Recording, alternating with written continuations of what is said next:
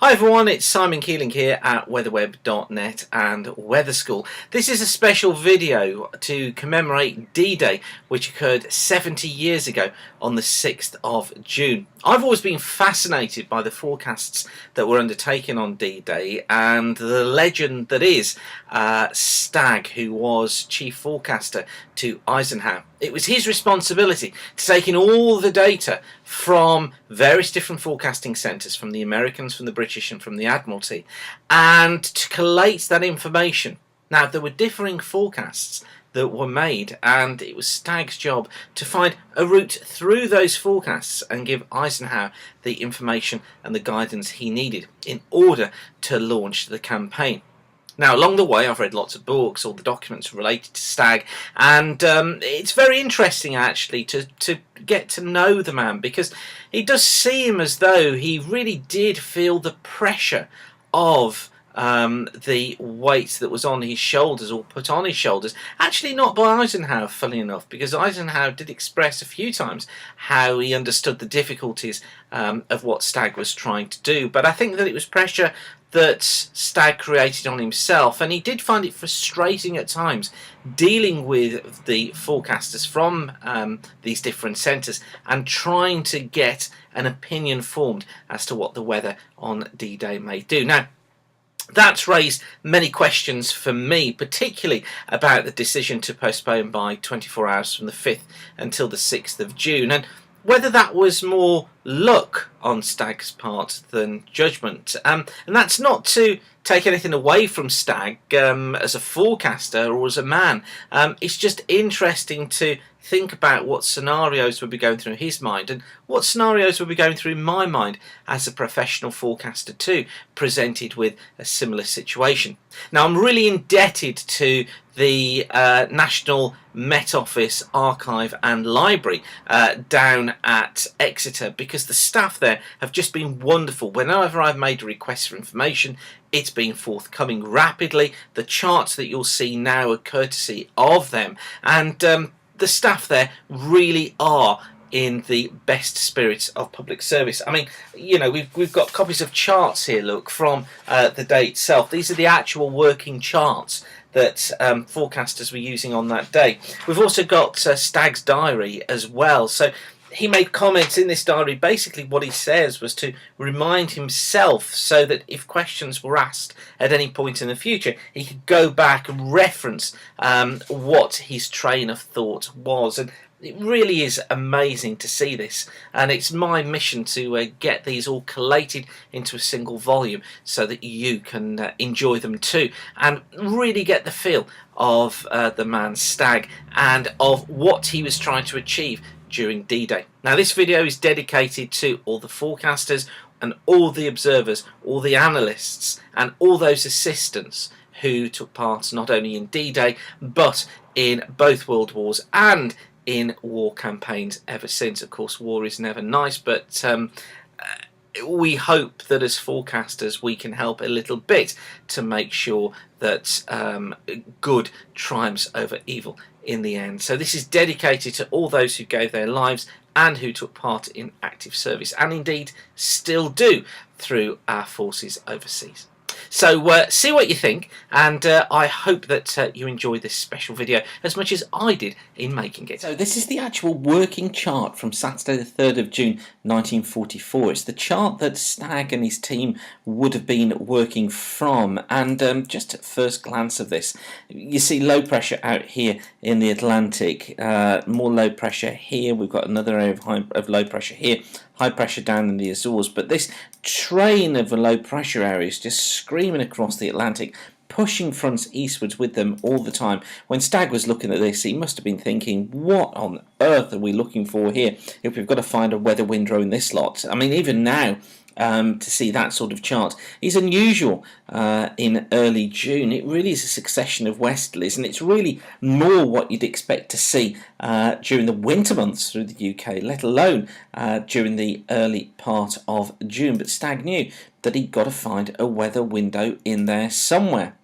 Now, if we just move on to the chart for midnight, again, these are photographs that have been taken by the Met Office Archive and Library, and I'm really grateful to them for them. Some of them will be a little bit blurred because they are just photographs, but they certainly give us an idea as what was going on. So this is the 1 o'clock in the morning chart on the 4th. Now, Stagg had a conference at 4:15 in the morning, so this was the chart that he was going to be working from before briefing the generals. And again, shows little change. Still two areas of low pressure, complex area of low pressure out towards the west, high pressure down here towards the Azores, but I think he would have been looking at this area here, probably not taking too much notice of it just at this time, but there's a gap there between the lows, and what tends to happen is you get a ridge of high pressure that forms in those gaps. So he's probably taking notice of that, or certainly the forecasters are taking notice of that, but of more concern would be this blast of southwesterly winds screaming through the country, again bringing strong winds, bringing gales and bringing rain. So Stagg went along to the conference at 4:15 with the knowledge that actually a delay of 24 hours would be sensible, because even with the best will in the world, this is not going to be clearing through particularly very quickly. However, what he would probably have done is to have got a timing on the cold front that's out in the Atlantic here, and the movement of that front. By extrapolating it through, you can kind of work out that the cold front probably would pass through the channel at about 1 o'clock in the morning of the 5th. Because things are moving so quickly, this thing would just sweep eastwards so quickly that probably within 24 hours that system would be clearing away towards the east, and he would have been aware of that. By 7 o'clock in the morning, look, there's the front. You can see just how much it's moved in, and then by 1 o'clock in the afternoon, unfortunately not many observations available, but by 7 o'clock in the evening, that's the chart that would have been presented. So by now, Stagg is aware that there's a delay of 24 hours. They're not going to go for D-Day on the 5th of June. They're going to go on the 6th of June instead, and he would have been aware that this delay was now in place. So this was the chart for 7 o'clock on the evening of the 4th. Deep area of low pressure here towards the north of Scotland, and if we just zoom in on that area of low pressure, you see there that the central pressure was 979 millibars. That really is a deep low. However, again, what Stagg would have been looking at, and certainly what forecasters today would be looking at, is this cold frontal clearance. Behind a cold front, you get an area of better weather, so you get an area of clear skies, normally lasting for 2 or 3 hours before showers set in behind. But also what would have interested him was this ridge of high pressure that suddenly developed in here. Now, looking at this chart, I wonder if that's exaggerated somewhat. I wonder if it was quite like that.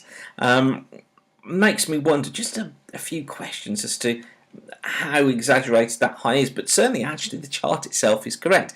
I mean, if I'd been forecasting, what I would be thinking at this stage is, well, actually, we should have been going in behind this cold front, because I can't guarantee that this ridge is still going to be there, particularly with this low that's coming in behind it. Yes, the low would tend to pump a ridge northwards from this warm air coming up here, but the speed of movement and the track of these things is such that actually that thing could just scream through, get rid of that ridge completely, and you may not even notice it, and that's it, bang, we've delayed then for another 2 weeks. So Stagg must have been panicking at this stage, thinking, I wonder what on earth I've done here, and was this completely the right call to have made.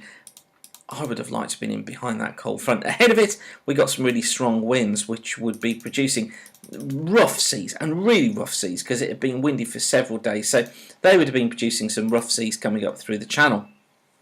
By 1 o'clock in the morning of the 5th, the low is still north of Scotland, but that ridge, look out towards the west in the central parts of the Atlantic, has become even more exaggerated. I mean, this really does say a lot about the skill of the people that were drawing the isobars and fronts on this chart. That's a work of art in itself, that chart.